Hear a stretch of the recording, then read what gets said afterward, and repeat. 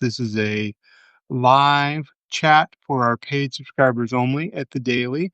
We probably won't get as many people as we did when did the free ones, but this is something for you guys who have supported us and been there for us the whole time. I tried to warn everybody for months who did the free ones that we were going to be doing paid live chats. I hope everybody had a chance to subscribe, and if they didn't, hopefully this will encourage them. So let's talk about how quickly things shifted from the Epstein files or from the government shutdown to the Epstein files. Now, in my view, this was a natural progression. This was always going to happen this way as soon as as soon as Johnson Stonewall Gravalia swearing in and shut the House down for 51 days, this was going to happen. The Epstein files were going to run smack dab into the reopening of the government. That's just bad strategy from a bad Speaker of the House. And it's not really surprising at all that he would try to avoid everything by simply keeping it closed. And then I'll deal with the shutdown later. I'll deal with the Epstein files later. I don't know what his plan is. There's word that before the vote, he's going to try some procedural things to make this all go away. I really thought he would try that before this discharge petition got to the floor, but he didn't. And, there's also some reporting that actually he knows this is a dead cause for Republicans. He's going to let the vote happen before Thanksgiving and then try to move on from this and bury it as soon as he can. By the way, I see some people that probably may not have been here with us before. So if you have any questions, please put them in the chat. I'm here to answer questions for everybody. I'm here to talk about what you want to talk about, and we can discuss whatever is on your mind. Oh, and for some strange reason, it's not the Substack system is not letting me, the administrator, into the live chat. So usually, when you see me look away, I'm looking at my laptop here beside me. I'm trying to pull up your questions and engage in conversation with you. I see Bob is here. Hi, Bob. Heather is here. Hi, Heather. Rebecca is here. It says Rebecca joined twice. Well, thank you very much for coming in twice, Rebecca. Like I didn't expect to get as many people as we did for our other. Oh, Heather Steiner asked, how do we get rid of Trump? He must be impeached. That's the thing. Our constitutional system doesn't have a mechanism for getting rid of Trump. So that's, it's pretty much an impossible question. You would have to do an impeachment and have a Senate conviction with 2/3 of the Senate. You're not going to get 67 Senate votes, even if Democrats take back the Senate majority. So getting rid of Trump really isn't an option. Now, what we can do as a country, and many would say should do, is win control of Congress, split the government, because as what Mike Johnson called unified government is really Republicans giving up their powers to Donald Trump in the Congress. What we need is for a Democratic majority in the House and Senate so that Trump will no longer be empowered. That happens by voting for Democrats in the next election. And I think they're pretty certain that that's what's going to happen. I mean, it's looking more certain, especially after last Tuesday's results, that that's what's going to happen. And it's going to happen in a very large way in the House, at least. Even if Trump's impeached, remember, impeachment without conviction is completely meaningless. It's already happened twice. Trump doesn't care. The country cared so little after he was impeached that they put him back in the White House 4 years later. So impeachment isn't the answer, really. The answer is to disempower him, to understand where Trump derives his power from, which is Trump derives his power from the Republican in Congress giving him power, from surrendering their own power and handing it to the executive branch. So the way to disempower Trump and minimize him and turn him into a lame duck is to simply win elections. And that is the key question. I don't know why. I'm going to go off topic just one quick second. I have no idea why these folks will not let me try to go over here to the daily and see if it'll let me watch the chat or be a part of the chat. Let's see. Will it do it? Let's find out. Yeah, this is the first time we've ever done a paid live. There it is. I can see it now. I still can't log in and see exactly what's going on in terms of chatting. In fact, I don't see a chat option here on my computer screen, but I can now see everything in big screen, and that's pretty good too. So he deserves jail, Heather says. Well, honestly, if the previous attorney general would have not dragged his feet, Donald Trump may very well be a convicted federal felon and not be in the White House today. And for that, I do blame Joe Biden and Merrick Garland because Joe Biden picked Merrick Garland to be attorney general. And Biden was very attached to the old institutional way of politics and thought that if he could pick somebody of high character like Garland, who's also an institutionalist, they would be able to return norms to the country. And it didn't work. I mean, what the country needed was not a return to norms and decency. What the country really needed was uh, prosecution for the crimes that had happened during after the 2020 election, 1/6, and Trump's subsequent crimes involving the classified theft of classified documents. As you can see now, all the 1/6 uh, rioters, we'll say, were pardoned, and then all of Trump's accomplices trying to overthrow the government, steal an election. He pardoned those people too. So that's not, it looks like right now in hindsight, that was the completely wrong way to approach this. Robert Lee Moss is here. Hi, Robert Lee Moss. Jim is here. Kathy Folk is here. Hi, Kathy. Um, so let's talk about the Epstein file scandal. I didn't expect, I mean, maybe some of you did. I did not expect yesterday morning to see House Oversight Democrats releasing some absolute bombshell emails. And, they don't have the context with them, so we don't have the full conversations. But what we have is really, really, really damning. And I think it explains a lot of why Trump is so desperate to cover all this up. Up, Jay McKay is joined. Hello, Jay McKay. Trump is desperate to cover this up because, I mean, each new piece of evidence seems to show him getting closer and closer to Epstein's crimes. Now, notice I didn't say that he committed a crime or he didn't commit a crime. We don't know. That's part of the problem with the full files not being released. And the title of this live chat is "This is the worst presidential scandal since Nixon." And I thought about that a lot, at least for a few days, and, racked my brain, thought, am I thinking of this correctly? Thought of the previous presidential scandals. Going back to post Nixon, Jimmy Carter, no real scandals here to speak of.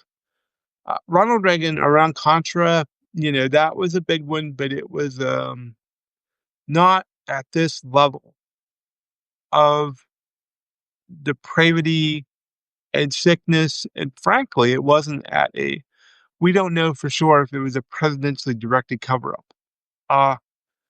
George W. Bush, nothing much there. Bill Clinton, we had Bill Clinton, we had the Lewinsky scandal. We know about that, but the Lewinsky scandal is nowhere near on the same level as protecting one of the world's most infamous pedophiles and potentially being involved in some of those crimes. So that's not at that level. George W. Bush The firing of the US attorneys is a big scandal, and it was a forgotten scandal, and one of the quirks I thought of was the weapons of mass destruction, which we all know now was a lie. But at the time, for those of us who were around, it wasn't treated as a big scandal. The media wasn't hounding the Bush administration for the truth about WMD. So, I don't know if that really fits. Like the call, it's definitely not at the level of the Trump Epstein thing. And then we get into Obama. Amazingly, 8 years, and this was no drama, scandal-free Obama. Really good 8 years. And then we got in the first Trump term, which had plenty of scandals. But even by Trump standards, I mean, that didn't involve covering up for a notorious sex trafficker or pedophile. So it could be argued that the Trump Epstein cover up is actually worse than Watergate. And I'm open to that argument. I think that it could very well be worse. When you look at Watergate, that was essentially a political and corruption scandal. When you look at what Trump's doing with the Epstein cover up, that's a political and corruption scandal that involves sex crimes by rich and powerful people. I don't think there is a big, I don't think that it's, I'm not sure Watergate's bigger, to put it that way. I think, well, and that means if that's the case, that this is perhaps the worst presidential cover up scandal in modern history, that means that this story is not still being told right and covered right. That's what it means. Hey, Kathleen is here. Hey, Kathleen. Suzanne is here. Kathy McDonald is here. Earl McDonald is here. Are you guys all part of the same family and couple? Well, that's great if you are, and welcome. I'm really happy to have everybody here. Like I said, thank you for supporting us as paid subscribers. Uh, Sarah wanted to be here today. Some scheduling things got in the way. She will be here in the future. Oh, Kathy said yes. Oh, well, that's wonderful. Well, I'm glad you both are here. I'm very happy to see both of you. Some of you guys I've talked to in the comments. Some of you I've gotten emails from when you have problems with your account or whatnot. Um, Great to see you. Great to see you all. Uh, Again, thank you for supporting us. That's really awesome. So, I didn't quite work out the final answer to whether or not Trump's Epstein cover up is worse than Watergate, but I think we just did now. I mean, what do you think? Put it right there in the chat comments and we'll talk about it. Because I think that this story, for all the coverage it's gotten, hasn't still been covered the correct way. Sarah would say that we can't forget about the victims of Epstein, and they should be front and center. And, Ro Khanna and Thomas Massie and the people supporting the discharge petition have made the exact same argument that this isn't about politics. More so, it's about just right and wrong. Just the ability of rich people to get away with things and always have someone there to clean up for them or cover up for them. That's what this is about. And are we as a country going to let the presidency be used for such sleazy purposes? That's that's the question here. Oh, Maureen Spur is here. Hello, Maureen. It's great to see you. So, if you guys have anything you want to talk about related to Epstein stuff or not, I did want to go through. I'm sure y'all are really smart and you already know this, but some people, in the name of, I think, generating clicks and attention, are really hyping this House vote next week as some sort of definitive conclusion, but it's not. Because if the House passes this legislation calling on the DOJ to release the files, that bill goes to the Senate. even if the Senate passes it. And it doesn't stand a bad percentage of potentially passing in the Senate. I mean, at worst, I would say it's a 50-50 coin flip whether it gets through the Senate. It might get to 60 votes. You never know. Um, it has to be signed by Trump. And does anybody in their right mind think that Trump is going to sign that legislation? The guy running the cover up is going to say, "Oh, you know what, Congress? You are right. We need to get those files released right now." No, he's not going to say that. He's going to veto it, which means that the threshold in the Senate has to be 20 Republicans crossing over to vote with all the Democrats to get a veto proof majority. So the Epstein files vote is very important. Getting Republicans on the record is very, very important.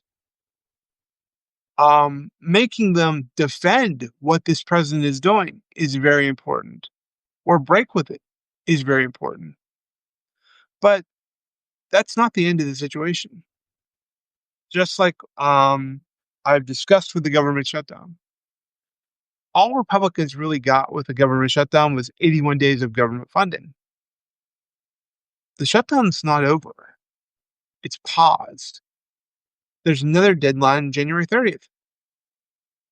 And depending on what happens then in terms of healthcare between now and then, because the Senate is working on a bipartisan bill that would involve restoring the subsidies, depending on what happens between now and then, we could see ourselves in another government shutdown at the end of January. And then you get into spring, and the political primaries are held for the 2026 election.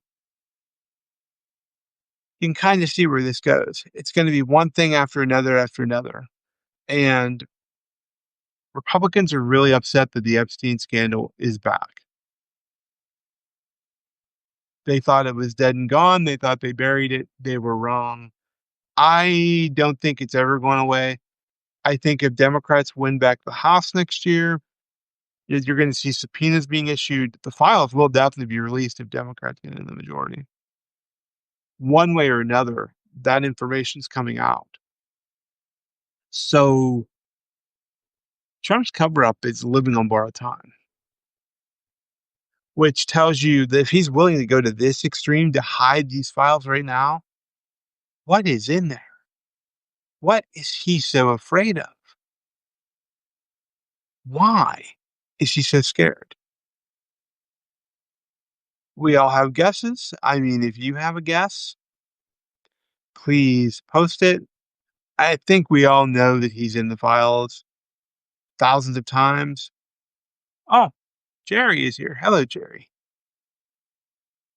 What we don't know is what those files say. What did Donald Trump do? What didn't he do? That's the other thing. What did Donald Trump know? And if he didn't do anything to stop Jeffrey Epstein, why not?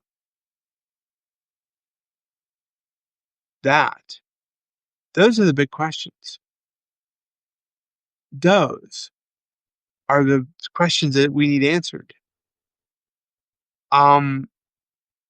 I do believe that someone like Epstein, who is a terrible criminal and a terrible human being, or was, had information on Trump. I believe Epstein had plenty of dirt on Trump. And I believe that gives Trump